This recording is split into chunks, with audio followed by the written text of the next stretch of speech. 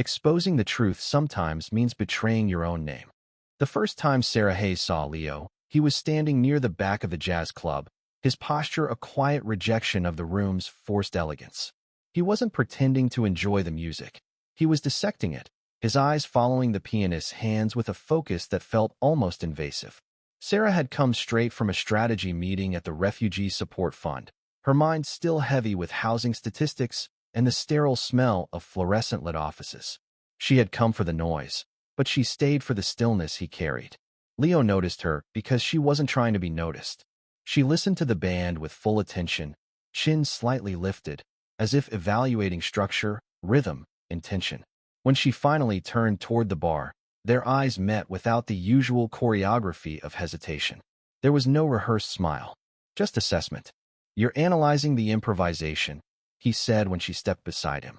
"I'm analyzing whether the pianist is saving the saxophonist," she replied calmly. He smiled at that, not charmed, engaged. They spoke first about the architecture of the room, then about how cities either protect the vulnerable or quietly push them to the edges. Sara spoke about displacement statistics in London without naming her organization.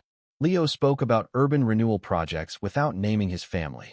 The connection formed not through flirtation but through friction, two strong frameworks testing each other for cracks. When he introduced himself, he said only, "Leo. I'm an architect." He did not say Belmont. He did not say his father's name. He did not say that every building he designed was examined through the lens of inherited privilege. He wanted this conversation to exist without context, without expectation. Sara gave only, "Sara. I work in community advocacy." She did not elaborate either, not because she was hiding, because she had learned that labels often ended conversations before they began. They left the club together after midnight, the air sharp with the scent of wet pavement. London at that hour felt honest, the performative gloss of the day stripped away by the rain. Leo's questions weren't polite. They were surgical, cutting through the usual social insulation. Sara answered without softening her edges, her words as cold and clear as the river air. For the first time in months, she didn't feel like she was presenting a case. She was simply stating a reality. When she spoke about systemic injustice, he did not interrupt with theoretical counterpoints. He listened. That mattered more than agreement. At the bridge overlooking the Thames, where the black water pulled at the stone pillars, he said, "Most people talk about fairness like it's a sentiment. Something you feel." "It isn't," she replied, leaning against the cold railing. "It's structural. If the foundation is slanted, you don't fix it by painting the walls. You have to tear into the ground." He nodded once. Something in that word settled between them. Structural. The first touch happened without spectacle. A pause in conversation. A shift closer to avoid a passing cyclist. His hand at the small of her back for half a second longer than necessary. She did not step away. Over the next weeks, they built something deliberate. They met in public spaces, museums closing at dusk, unfinished construction sites Leo had permission to access, quiet cafes near community housing projects Sara supervised. Each meeting added one new layer. Not repetition, not montage, progression. On their second date, she challenged him directly. "You speak like someone who's had options." "I have," he answered. "No apology, no elaboration. And yet you design affordable housing." "Yes." "Why?" He considered lying. Instead, he said, "Because if you grow up inside power, you see how inefficient it is." She studied him carefully then, searching for irony. She found none. What Sara did not know was that Leo had spent years trying to detach his professional identity from his father's political machinery. Every award he received was suspected of influence. Every contract was examined for favoritism. Introducing himself as Belmont changed rooms. It changed tone. It changed expectation. With her, he wanted absence of that gravity. The physical closeness followed the intellectual one. Not rushed. Not dramatized. One evening in his studio, surrounded by scale models and blueprints, she traced the outline of a housing complex he designed. "You could make this inaccessible and still sell it," she said. "I know. But you didn't." "No." That was when she kissed him. Because intention, when consistent, is more intimate than charm. For Leo, the fear began quietly. Each time her phone lit up with updates from the fund. Each time she spoke about parliamentary debates over social spending. He knew the name Belmont existed in those conversations. He knew his father's speeches often argued that certain programs created dependency rather than resilience. He knew the ideological line between their worlds was not abstract. It was legislative. He told himself he would explain soon. Not because she asked, because trust required it. But timing began to feel fragile. The better things became, the more he feared the fracture. One evening, as they walked past a newsstand, a political headline flashed on a digital screen. Lord Edward Belmont was scheduled to speak at an upcoming fiscal summit regarding reallocation of social expenditure. Leo felt Sara glance at the screen. Her expression remained neutral. She did not comment. He said nothing. That silence was small, almost invisible, but it was the first structural compromise in what they were building. Later that night, she rested against him and said quietly, "I don't date men who see my work as charity." "I don't see it that way," he answered. That was true. What he did not say was that his father publicly did. As weeks passed, their connection deepened into routine. Shared breakfasts, texts that were precise and thoughtful rather than decorative. She trusted his mind. He admired her clarity. Neither of them tried to reshape the other. The attraction sharpened instead of softening. Yet under the surface, two systems moved toward collision. Sara believed institutions must be pressured to change. Leo had been raised inside one of those institutions. He wanted reform without implosion. She believed confrontation was necessary. He believed influence worked best unseen. They did not argue about this yet. The fault line existed quietly. One Sunday afternoon, Sara invited him to observe a community meeting at a temporary housing center. He watched her speak to families displaced by policy shifts. She did not perform compassion. She organized it.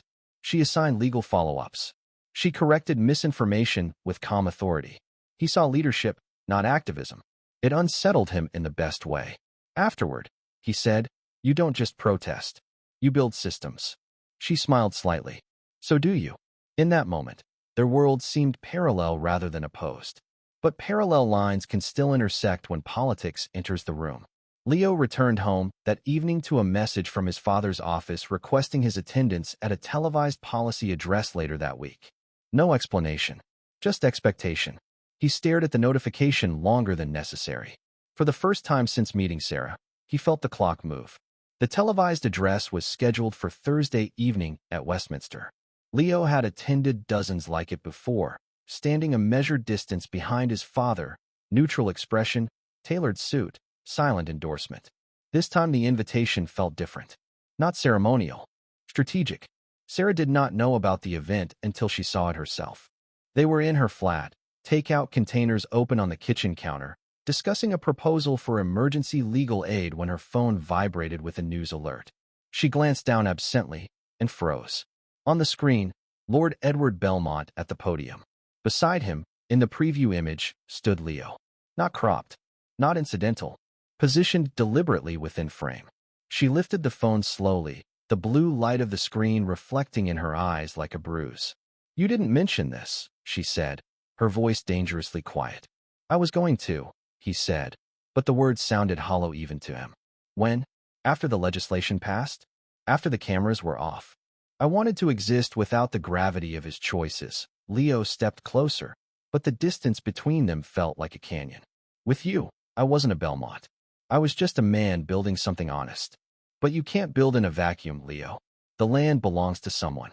Context isn't a choice, it's the foundation. Explain it to me. All of it." He explained the Belmont name, the generational seat in the House of Lords, the political alliances, the expectations. He explained how every project he touched was examined for favoritism, how distancing himself publicly triggered speculation about family fractures that the press exploited, how silence sometimes preserved leverage.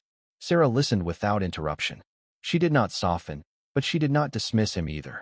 "And your position?" she asked. "I believe institutions need reform from within," he said. "Not demolition. And if reform protects privilege, then it isn't reform." That answer mattered. She studied him for a long moment. "If we continue this, I need clarity. No partial truths. No strategic omissions. You'll have it. That includes when your father moves against organizations like mine." He hesitated a fraction too long. "I don't control his actions. I know. But proximity is influence, whether you use it or not." That was the first time responsibility attached to him in her eyes. not as an individual, but as a conduit. Later that night, when he left, neither of them framed the conversation as a rupture. It was an adjustment. The illusion of neutrality had ended. 2 days later, the fund where Sara worked received formal notice of a tax compliance review. Not unusual in isolation, but the timing was sharp. Accounts were temporarily frozen pending documentation review.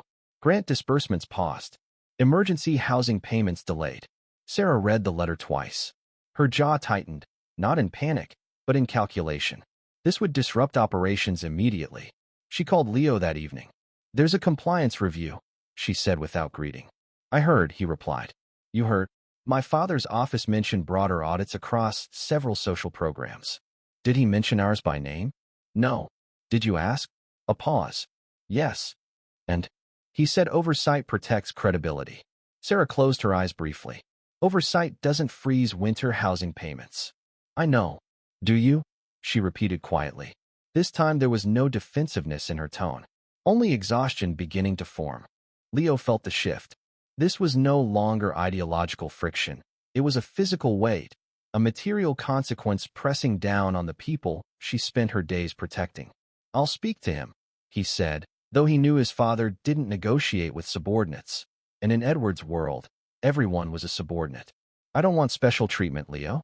I don't want a phone call to make this go away while the next organization gets crushed because they don't have a Belmont in their bed." "I'm not offering a fix," he said finally, meeting her gaze. "I'm offering transparency. I will find out if the scales are being tipped." "That's the only thing I'll accept," she replied. "Because anything else is just another form of the shadow you're trying to escape." After they hung up, Sara returned to the office despite the late hour. Staff were already drafting contingency plans. The executive director insisted the audit was likely routine. Documentation was being compiled. Confidence projected. Yet Sara noticed small discrepancies in financial reporting summaries she had never examined personally before. Minor reallocations between administrative and program expenses. Not illegal on their face, but vulnerable to interpretation. She made a note to review them independently. Meanwhile, Leo requested a private meeting with his father. Edward received him in his study. Mahogany shelves, restrained lighting, controlled atmosphere.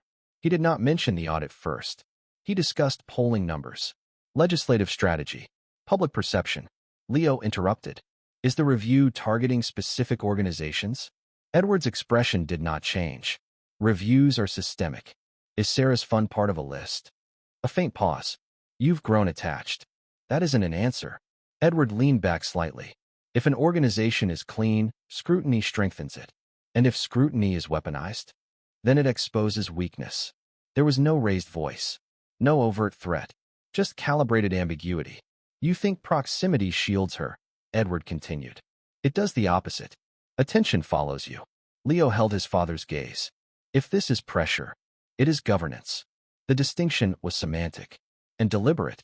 When Leo left the study, he understood something with precision. This would not be handled through private appeals. His father would not issue commands. He would create environments where outcomes appeared inevitable. That evening, Sara sent Leo a scanned page from internal financial summaries. One column highlighted, "Did you know about discretionary reallocations?" she texted. He read the document carefully.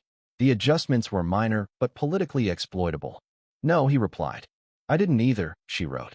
"And that worries me more than the audit." For the first time, doubt entered not about him, but about the institution she served. The worlds were no longer just colliding. They were overlapping in unstable ways. The discrepancies in the fund's reports did not disappear under closer inspection. They multiplied. Not dramatically, not criminally obvious, but consistently enough to form a pattern. Reallocated administrative costs. Consulting fees that lacked detailed breakdowns. Emergency disbursements logged under broader categories than necessary. Sara sat alone in the office long after staff left, cross-referencing digital records against archived budgets. She did not assume corruption. She assumed vulnerability. That distinction mattered. At midnight, she closed her laptop and sent a single message to Leo. "There's more." He arrived 20 minutes later without calling ahead. No grand entrance. No reassurance. Just presence. She handed him printed summaries across the desk. "These aren't illegal, but they're opaque." Leo scanned quickly, mind trained to identify structural weak points. Opaque invites interpretation. Exactly. And interpretation invites enforcement. Yes. The problem shifted from external attack to internal instability. That complicated everything. Does your director know? He asked. I requested full access this afternoon. He said auditors would review everything anyway. Did that satisfy you? No. Leo placed the pages down carefully. If someone wanted leverage, this is enough to create it. Sarah's jaw tightened. Are you saying your father has this? I'm saying if the audit is politically timed, they will examine areas most easily framed as mismanagement. She stared at him. You speak like someone who's seen this before. I have. There was no pride in that admission. The following morning, Edward Belmont requested Leo's presence again. This time the tone of the message was lighter, almost casual. When Leo entered the study, Edward handed him a slim folder. You're concerned about your friend's organization. Leo did not touch the folder immediately. Concern isn't the right word. Attachment. Integrity. Edward smiled faintly. Integrity requires evidence. Leo opened the folder. Inside were summarized extracts from the very discrepancies Sara had identified, annotated, flagged, contextualized in ways that suggested negligence rather than procedural ambiguity. She didn't know, Leo said evenly. Leadership is responsible whether aware or not. These are administrative reallocations. They are optics. There it was. The axis of Edward's worldview. Perception shapes consequence. What do you want? Leo asked directly. Edward folded his hands. I want you visible at the fiscal summit next month. Not in the background. Beside me. And if I decline, then scrutiny intensifies naturally. Systems behave predictably. The threat was indirect but unmistakable. Leo closed the folder. If there's misconduct, it should be addressed properly, not leveraged. Edward's expression cooled slightly. You mistake firmness for cruelty. The state cannot subsidize inefficiency. This isn't about efficiency. No, Edward agreed quietly. It's about narrative. Leo left without committing. That evening he met Sara at a quiet cafe near the river. She looked tired but controlled. I spoke to my director, she said immediately. He insists everything is defensible. Is it? She hesitated. Technically, that's not the same. No. He considered telling her about the folder, about the summit demand, about the conditional pressure. The information sat heavy in his throat. If there's exposure, he began carefully, you should prepare contingency statements. Clarify categories before auditors interpret them. She narrowed her eyes slightly. Why does that sound like a warning? Because audits aren't neutral when politics are involved. Is this coming from you? Or from him? The question struck precisely. Both, he admitted. Her expression shifted, not to anger, but to recalibration. You've seen something. He did not answer quickly enough. Leo. He exhaled slowly. There are summaries circulating. Annotated. In his office? Yes. The air between them changed temperature. So he's preparing a case. He's preparing leverage. And you're telling me now? Yes. She leaned back, processing. What's the condition? He held her gaze. Public alignment. With him? Yes. Sara looked away toward the river lights reflecting in fractured lines. So this is the cost. It doesn't have to be. It already is. Silence settled. Not hostile, but heavy. If you stand beside him, she said finally, you legitimize the pressure. If I refuse, he escalates scrutiny. And if you warn me fully? I am. Fully. Another hesitation. Smaller, but visible. That was when doubt entered, not about his affection, but about the limits of his transparency. Is there anything else I should know? She asked. He considered the exact wording of Edward's phrasing. Systems behave predictably. No, he said. It was not entirely true. Sara watched him, her gaze as sharp as a scalpel. She had built her life on reading micro-expressions across negotiating tables, and she saw the ghost of a withheld sentence flicker in his eyes. It wasn't just a warning. It was a management of her reaction. Don't manage me, Leo, she said, the quietness of her voice carrying more weight than a shout. I'm trying to protect you from an escalation you aren't prepared for. Protection without consent isn't safety, Leo. It's control. And I've spent my entire career fighting men who think they know what's best for the people they're stepping on. The statement landed clean. He felt the fracture widen, not explosive, but structural. I need to review everything independently, she continued. If there's weakness, we address it openly, not through back channels. He nodded. That's fair. Is it? Yes. But fairness and survival were no longer aligned. Over the next week, Sara initiated an internal review committee within the fund, insisting on transparent disclosure before auditors completed their process. Some staff resisted, worried it would imply guilt. She persisted. Credibility required sunlight. Meanwhile, Edward's office released a public statement emphasizing fiscal responsibility across all publicly funded social initiatives. No names, no accusations, just tone. Leo watched from a distance as commentary panels began speculating about charitable inefficiency. The narrative was forming. At the same time, he received confirmation. His attendance at the fiscal summit was now formally scheduled. His name included in press materials. Not as background.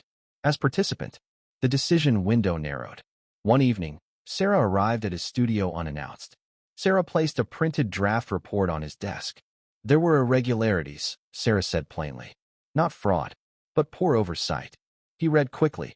The issues were real, correctable, but politically volatile.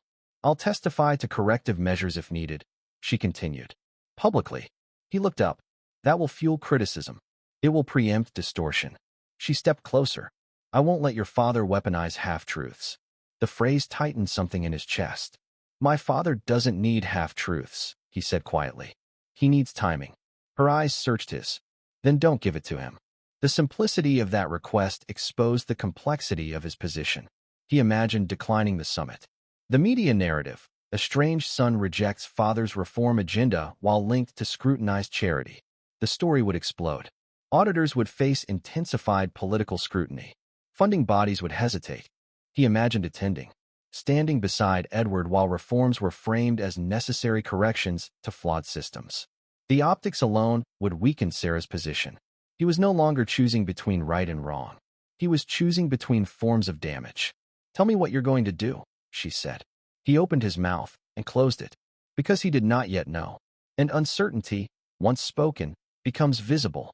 The ultimatum did not arrive in writing. It arrived in implication.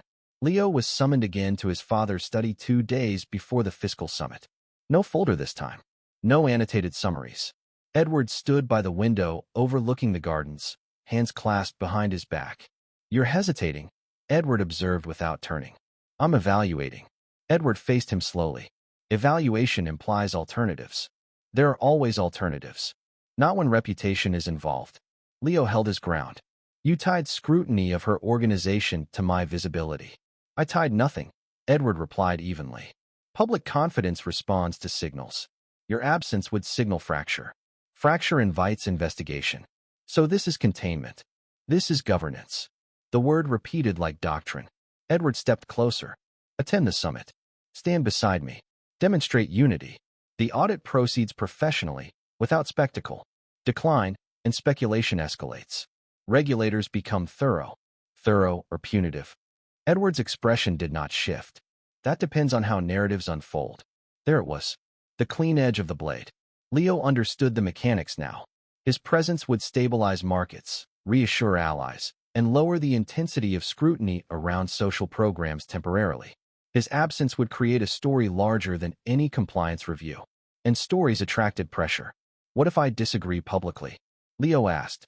Then you confirm division, Edward replied. And division erodes influence. Influence. Always the central currency. Leo left without committing verbally. But the machinery was already in motion. Press confirmations. Seating arrangements. Broadcast schedules. That evening, he met Sara on neutral ground, a small public square near her office. She was direct. He wants you visible. Yes. And if you refuse? Escalation. She nodded once. Of the audit. And beyond. She watched him carefully. So you attend. It was not an accusation. It was a forecast. I'm weighing outcomes, he said. You're calculating damage. Yes. Whose? The question split cleanly. He did not answer immediately, because the honest response was complicated. If my absence intensifies scrutiny, he said finally, your fund absorbs collateral. And if you stand beside him, you validate the rhetoric. Yes. Silence held steady. No raised voices. No theatrics. Just arithmetic. I need to know something, Sara said. If this were only about optics, if my organization weren't involved, would you stand there? No. The answer was immediate. Then don't pretend this is neutral. It isn't. She inhaled slowly. If you go, do it for a reason that's real. Not because he cornered you. He looked at her, searching for space between conviction and fear. If attending prevents deeper intervention, say that clearly. If attending reduces risk to your staff and the families you support, I'll do it. And you'll tell me before you do. Yes. That night, he confirmed his participation. Not publicly framed as loyalty, framed as continuity. The summit unfolded with polished precision. Cameras angled carefully. Leo stood at Edward's right, visible, composed, unmistakably Belmont. To the public, it was an endorsement. To Sara, watching from the fund's office, it was a tactical surrender. The next morning, the audit intensified. Requests for documentation doubled. Sara realized the summit hadn't bought time. It had provided a pretext. She began mapping the connections, tracing how policy shifts authored by Edward's committee directly benefited development firms linked to his allies. If influence was structural, she would map it structurally. Meanwhile, Leo experienced the cost of visibility. Invitations increased. Press inquiries sharpened. Questions about his stance on nonprofit accountability multiplied. Edward appeared satisfied publicly. Privately, he was unreadable. You handled yourself appropriately, he told Leo over breakfast 2 days after the summit. Appropriate for whom? For continuity. Leo met his father's gaze. The audit intensified. Processes evolve, Edward replied. You implied stabilization. I implied perception management. The precision of language struck again. You're teaching me something, Leo said quietly. And what is that? That leverage rarely disappears. It migrates. Edward allowed a faint smile. You're learning. But learning did not feel like victory. That night, Sara did not call. For the first time since they met, space expanded without coordination. Not dramatic absence, just measured distance. Two systems were no longer parallel. They were actively countering each other. Distance did not explode between them. It settled. A quieter, more dangerous form of separation built from unreturned calls and postponed meetings. Not avoidance, prioritization. Sara immersed herself in documentation. She stopped speaking about fairness in abstract terms and began tracing policy outcomes line by line. Budget amendments. Committee recommendations. Subcommittee votes that redirected social funding toward urban optimization projects. She followed the beneficiaries. Development firms. Advisory boards. Quiet partnerships. Patterns formed. Meanwhile, the audit team stationed itself physically inside the fund's offices. Requests multiplied. Clarifications demanded within narrow deadlines. Nothing illegal. Nothing theatrical. Just pressure applied consistently enough to slow momentum. Sara complied with every request. Transparently. Methodically. But she also began tracking the audit itself. Timelines compared against similar organizations. Scope expansion compared against standard compliance reviews. The difference was measurable. Leo watched from a position that felt increasingly artificial. Publicly, he remained neutral. Privately, he reviewed committee minutes accessible through family channels. He noticed something subtle. Internal communications referencing high-visibility correction cases useful for reinforcing fiscal messaging. The phrasing aligned too precisely with his father's rhetoric. He copied nothing. He did not yet cross that line. But he began cataloging. 3 weeks after the summit, Sara received a confidential email from a junior compliance officer attached to the audit. No accusation, just an observation. Scope expansion appears atypical compared to peer reviews. Attached were anonymized comparative timelines. Proof of irregular pressure. Not corruption, but orchestration. She stared at the document for a long time before forwarding it to Leo with one line. This isn't procedural. He read the attachment twice. Then a third time. No, he replied. They met that night at his studio. No pretense of casualness.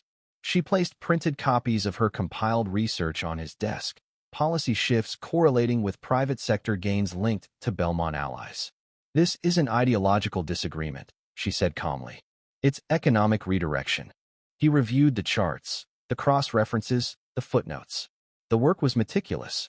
You're preparing exposure, he said. I'm preparing defense. If you publish this now, it escalates. It's already escalating. He looked at her directly. If you go public, the audit intensifies further. And if I don't, it continues quietly. She held his gaze. Quiet damage is still damage. There it was. The difference between them crystallized. He measured consequences by intensity. She measured them by principle. He stepped closer. There may be another way. Which is internal evidence. She waited. If I can confirm directive language, explicit coordination between political messaging and audit targeting, your case strengthens. You'd access that? Yes. That's your father's network. Yes. The risk in that answer was not theoretical. It was structural. Access logs. Confidential briefings. Family trust. Why? She asked. Because probability failed. A long silence followed. You're crossing a line, she said. I know. And if you're caught, I lose more than reputation. She studied him carefully, not romanticizing the gesture, not dismissing it. Don't do it for me.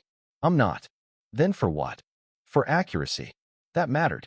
Over the next 10 days, Leo maneuvered carefully. He did not hack. He used legitimate access granted through advisory roles and briefing invitations. He attended closed-door policy preparation sessions under the pretext of architectural consultation for redevelopment initiatives. He listened more than he spoke. Language repeated. Signal discipline. Targeted reinforcement. Corrective exemplars. Then he heard it, clearer than implication.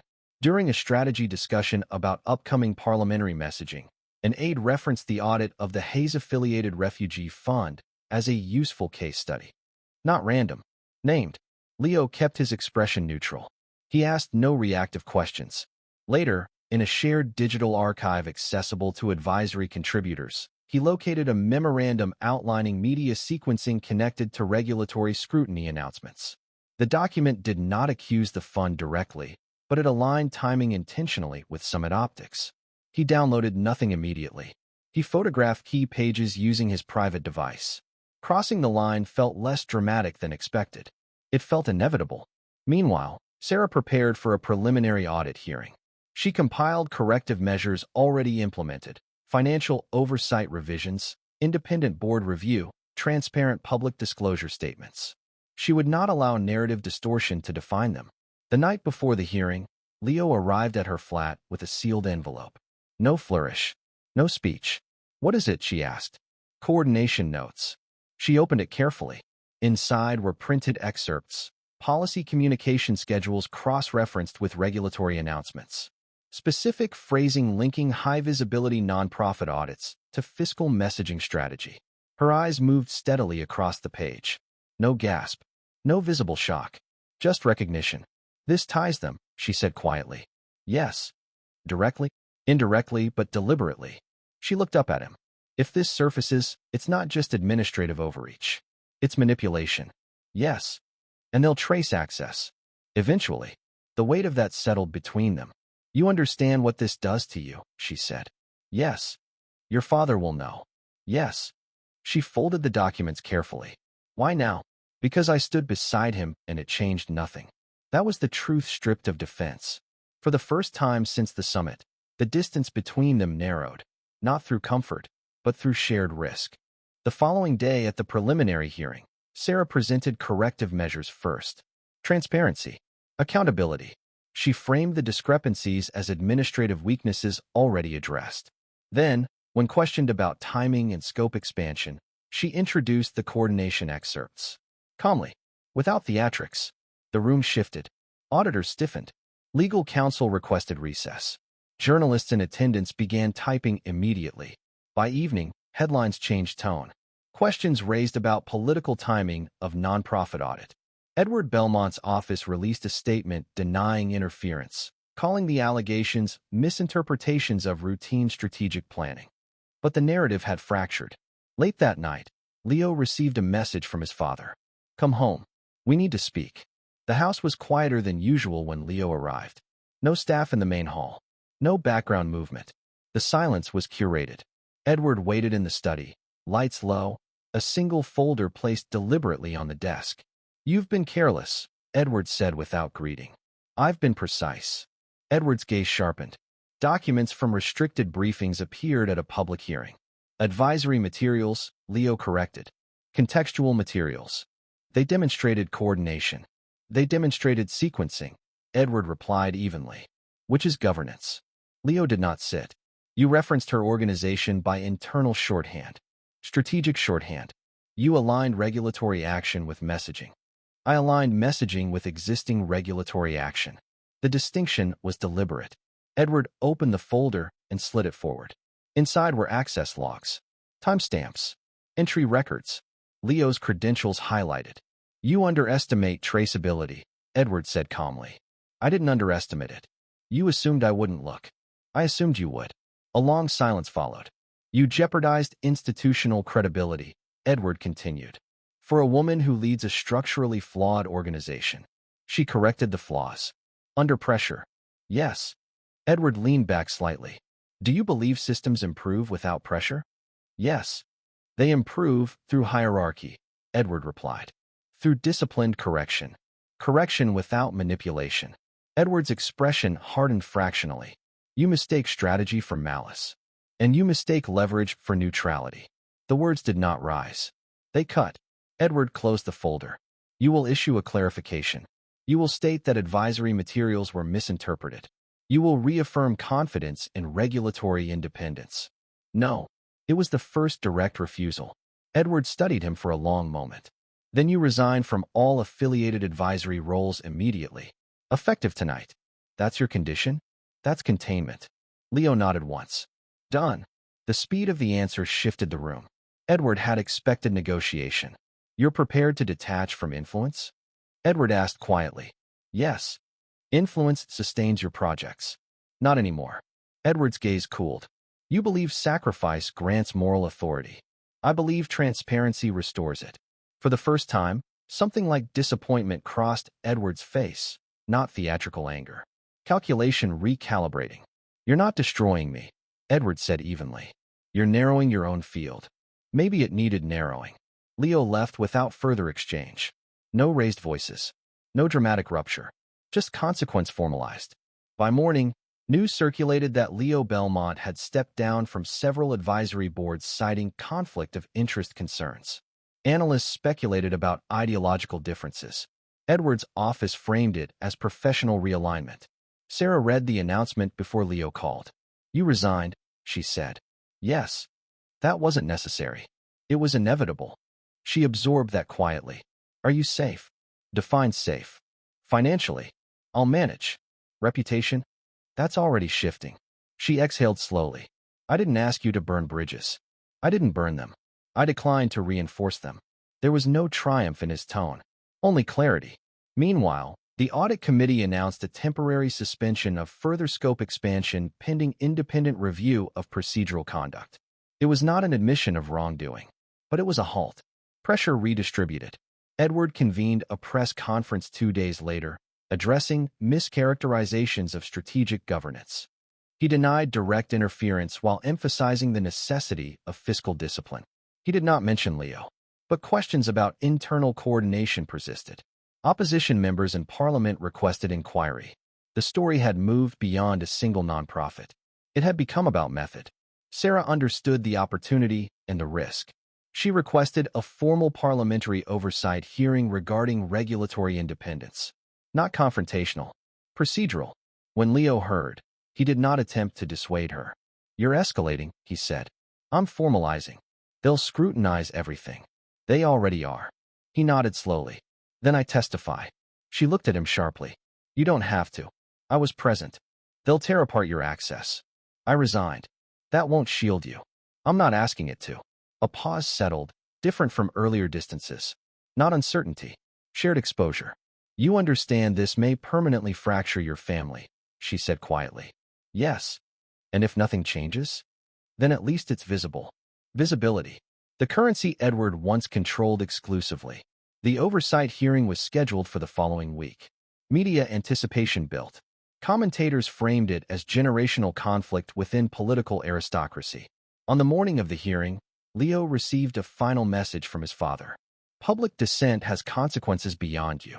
Leo read it twice. No threat. Just reminder. He did not respond.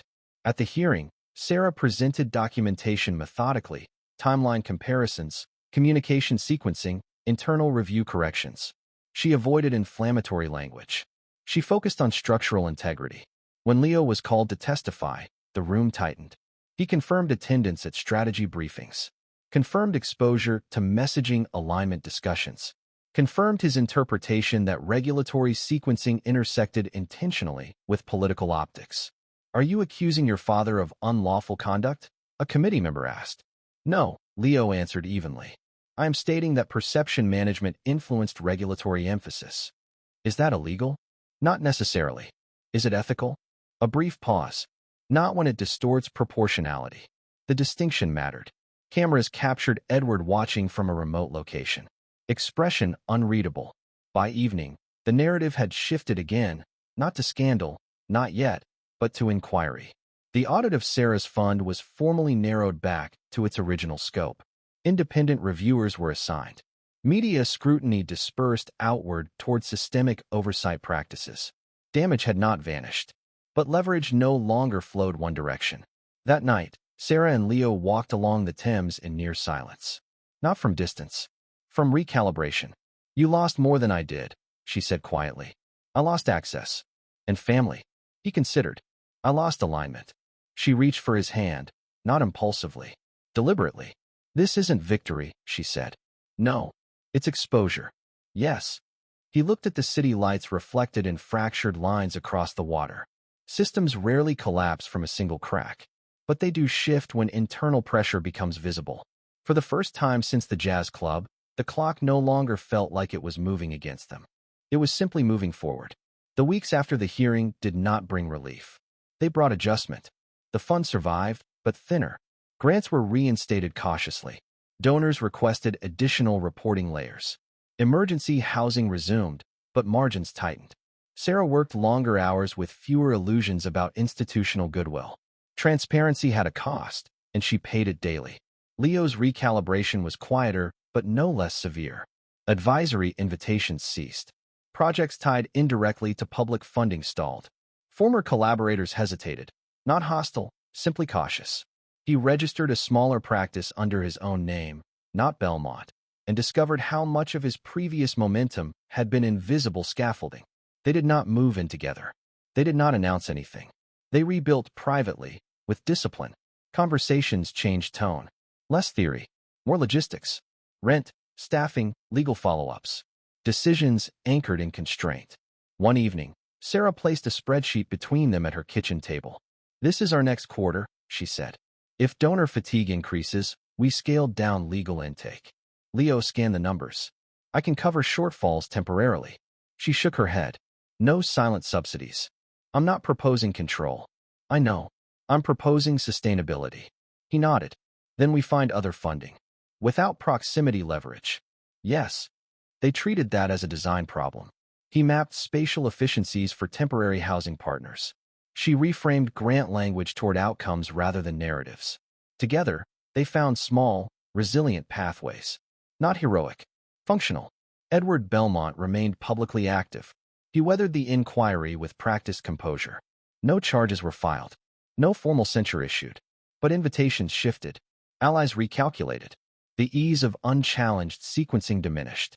He did not contact Leo again. Not directly. The silence was definitive. One afternoon, Sara received an invitation to speak at a policy forum on regulatory independence.